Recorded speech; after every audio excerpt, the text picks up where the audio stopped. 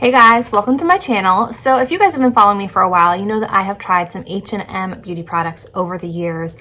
Two of their blushes have remained in my collection as some of my favorites, and I use their H&M powder to set my eyes from time to time. It's a really nice formula, so I was curious to see if they had other beauty products.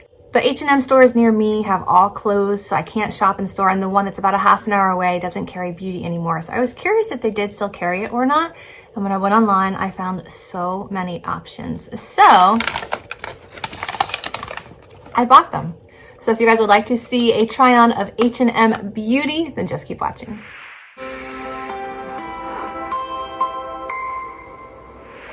So I have previously tried, I think, 3 products from them plus their nail polish. I have tried their cover up concealer, which I really like. I am in the shade True Beige. I think that's a really nice concealer. You don't get much, so you do use it up pretty quickly, but I think it's like $4. I've tried several of their True Matte finishing powders, and I really like them. And their blushes in like the pentagon, hexagon packaging. I want to say Cameo Pink and Brown Sugar are the shades that I really enjoy. So today I picked up some things that are a little bit different to see what I think of their other products. I'm gonna go ahead and go dampen these, and we'll be back to start with foundation. Okay, so I wet those sponges and they got significantly larger. They originally came in this packaging, so they wouldn't fit in it any longer, but that is what they're supposed to do. And I'm kind of intrigued by this one that has like a flat side. This one's just a really large beauty blender type shape. So I think I'm gonna try this purple one with the flattened side because that really intrigues me. So starting off with this foundation, it says liquid foundation, long lasting, medium coverage. And that is all it says. Not much to go on. Comes in a little plastic bottle like this. All right, I'm not sure I would call that almond beige. I think I would call that peach. But we're gonna have to make it work because that's the only shade I purchased.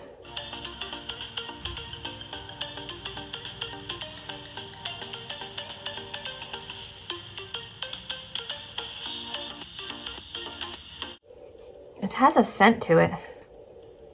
What is that, lemon?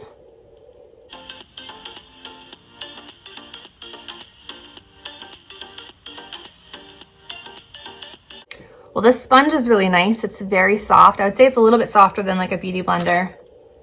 Yeah, definitely a little bit softer than like a Real Technique sponge, but I like it. So this side has the foundation on. It definitely evened everything out. I would say I'm getting like a medium coverage. I can still see like acne scarring, dog bite, birthmarks, sunspot, but it's like slightly dewy. I wouldn't say that this is matte. It doesn't say it's a matte foundation, so that's good. And the shade's not too horrible. I feel like if I use like a light powder along my jawline, it would be fine. So we have before and after.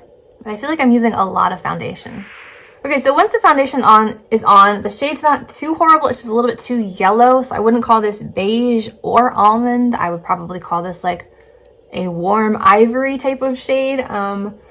But we'll see if it can be saved with the powder. So far I like the finish of the foundation, and I like the way it's sitting on my skin. So first impressions is it's a nice, maybe like light medium coverage foundation with like a satin finish. Next up, we have the Do It All stick in the shade English Rose. Now it says lips, cheeks, and eyes. I will use them on all 3. Ooh.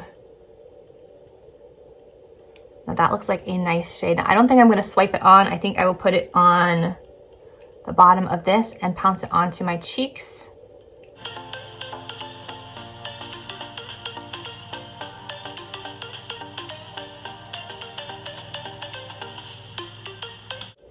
That's a nice shade. It's requiring a bit of building. I wonder if I would just swipe it on if it would work better, but I don't want to mess up the makeup, but see if I can just dot it.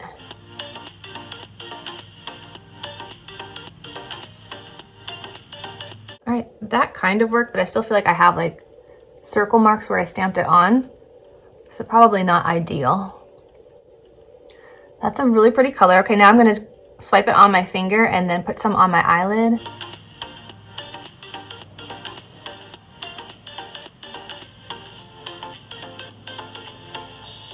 That's pretty too. Wow. Okay, I'm really liking this like monochromatic vibe. Let me wipe off my lip product and then we'll try it on the lips as well.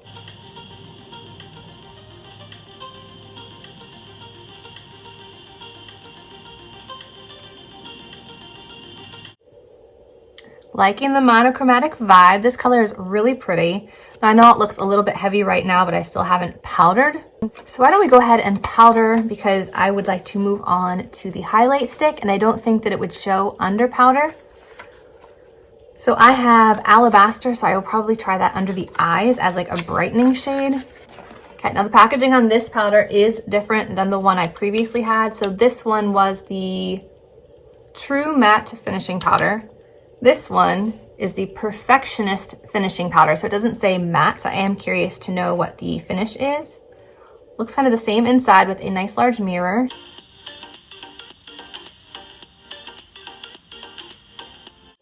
It's definitely brightening.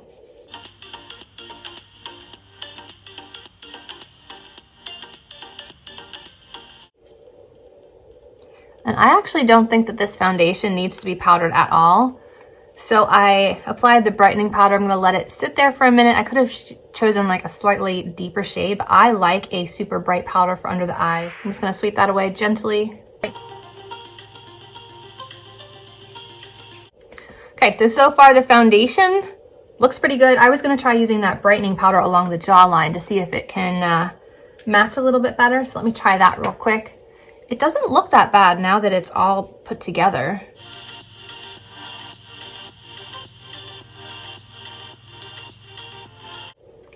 So now the bottom of my face kind of matches my neck, so I'll sweep that off in a second. So applying a light powder along the jawline does help the foundation kind of match my natural skin tone. So far, so good. I'm just going to see if I can pounce a little bit more of that blush on the apples of my cheeks, since I did kind of drag the powder down just a little bit.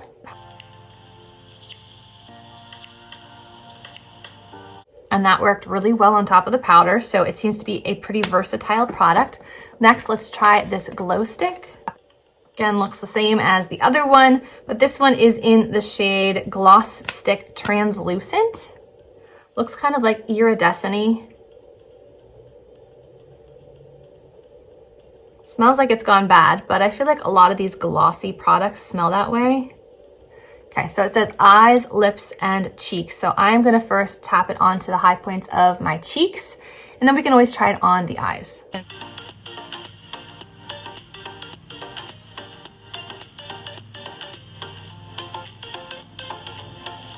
It's removing the product underneath. You guys see right here? I tapped it on and it lifted up the foundation and the powder and probably the concealer.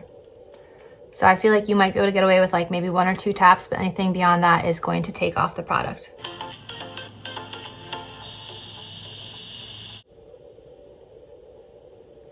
Now I did swatch this a week ago on my hand and the swatch dried down surprisingly. So I am curious to see if this will dry down on my face. I am a little bummed that it already messed up my makeup over here. Maybe it won't be that noticeable. Who knows?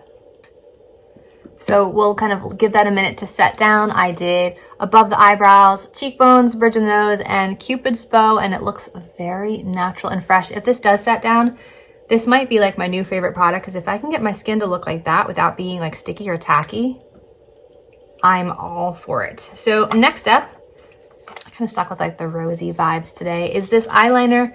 I've tried like burgundy rose eyeliners before and they've all irritated my eyes. So I'm curious to know if this one will as well, and I won't know probably until the end of the night. So this one is in Firebird. Okay, it's a short little eyeliner pencil. All right, the shade is, shade's right there. That's pretty. I would say it's like a mulberry shade. All right, so let's give it a try. And you can see that the cream stick is creasing on my lids already. So I would definitely have to set this with a powder shadow or something.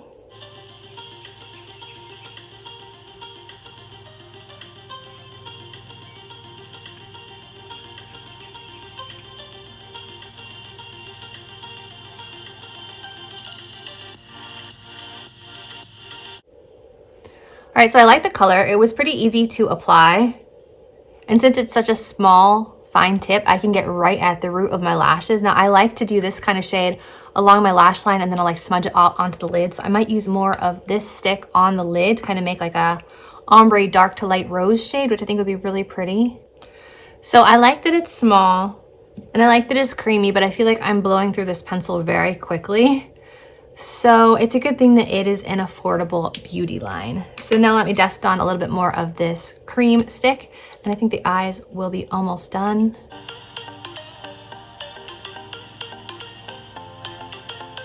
Okay, so I put a little bit of translucent powder over that cream blush stick, and I kind of lost the eyeliner a bit, so I just applied a little bit more. Now it's time to move on to our last product, which is the Best Curl Friend mascara. Now, I am very picky with mascaras, so we will see if this one lives up to my expectations. Okay, it looks like a pretty flimsy mascara brush, but it's curved. And it has shorter bristles on the bottom and longer ones on the top. So it's supposed to be curling, so we will see. It's so flimsy, it's like bending with every application. I don't know.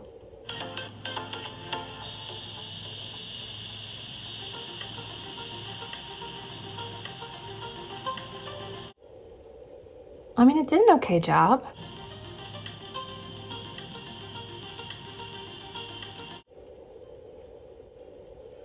That looks nice. My lower lashes look awesome. Okay, not too bad. Just a little bit flimsy as far as the brush, like you can't really push too much. Okay, this mascara surprised me. It did a decent job, and it definitely has the curl factor here. Separation, I would say it's like moderate at separating. Lengthening, I would say I'm not getting a whole lot of lengthening, but I am getting black color, and I am getting nice curl on top and bottom. Like my lower lashes are even like curling down more than normal. So do I like this mascara? So far I do, and I'm kind of loving this overall, this like all rose look. So let me do a quick rundown of what I think of the products. The foundation,